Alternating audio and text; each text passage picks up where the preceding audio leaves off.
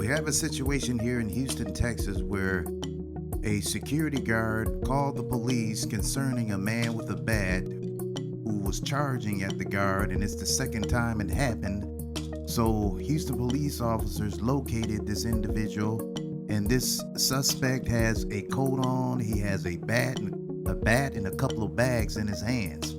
Well, automatically, this person is not mentally stable. So what the officers did, well, they followed this guy across the street, and he's still making physical threats towards the police officers. So one of the police officers discharged their taser, but it didn't have any effect because this suspect had a coat on, and it was very thick clothing. So the tasers was useless to even deploy. So that right there tells me that these officers wasn't very prepared for the situation and didn't think properly through the process of all this, which could have been very easily handled. And another concerning thing that I find interesting is because no supervisor came to that scene, just these two officers, from my understanding. If I'm wrong, somebody correct me.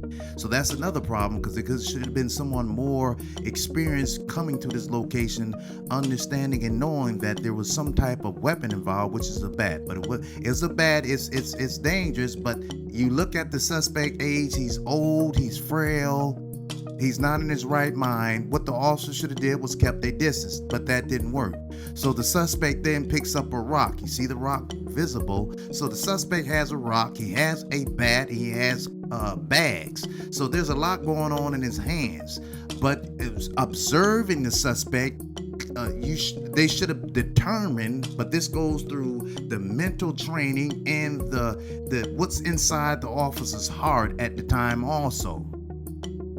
All this is important, how officers encounter a suspect or individuals who's threatening other victims or citizens or becomes a threat to the officer. You have to look at the threat, the visualization of the threat, and the circumstances surrounding the threat.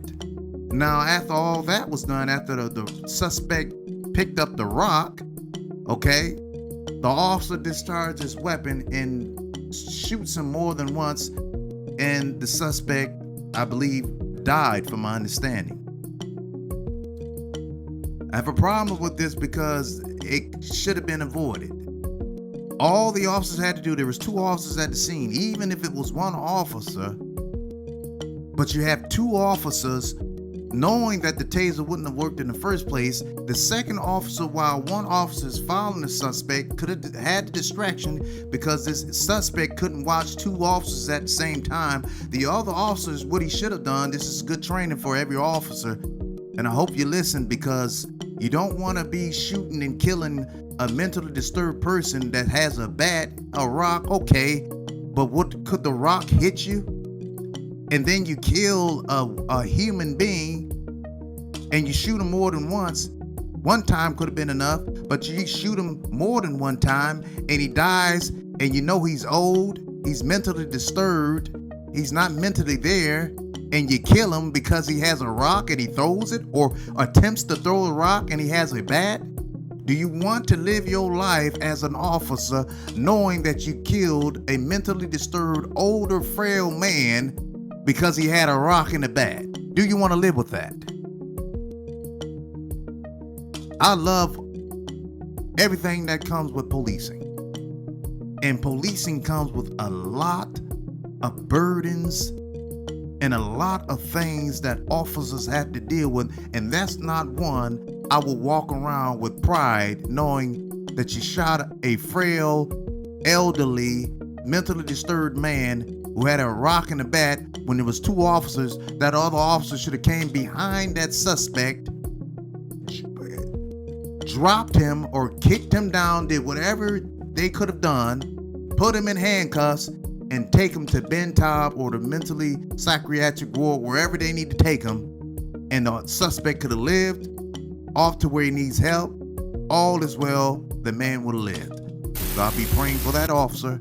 I'll be praying for the suspect's family, and I'll be continually pray for every officer in Houston, in every state, around every place Where officers is needed, officers must ensure, in fact, that the decisions they make to use deadly force should always be used as a last resort if nothing else works. This is Joe serving the world's top cop with News Uncuffed. According to Houston police, it was the second time a security guard working at a nearby property had called about the man. The guard told police he was swinging the bat and charging him. Officers spotted him around 3 p.m. and approached. Once they crossed the street, Assistant Chief Yasser Bashir says the man picked up some concrete, which is visible in one video, failed to comply with multiple commands, and was threatening. One officer discharged his taser, which wasn't effective, Bashir says. The suspect had a heavy jacket, and that's one of the reasons I believe that did not have any impact. So the other officer shot more than once. The shooting will be scrutinized during an investigation, HPD says. The officer with 3 years on the force will be on administrative duty per department policy.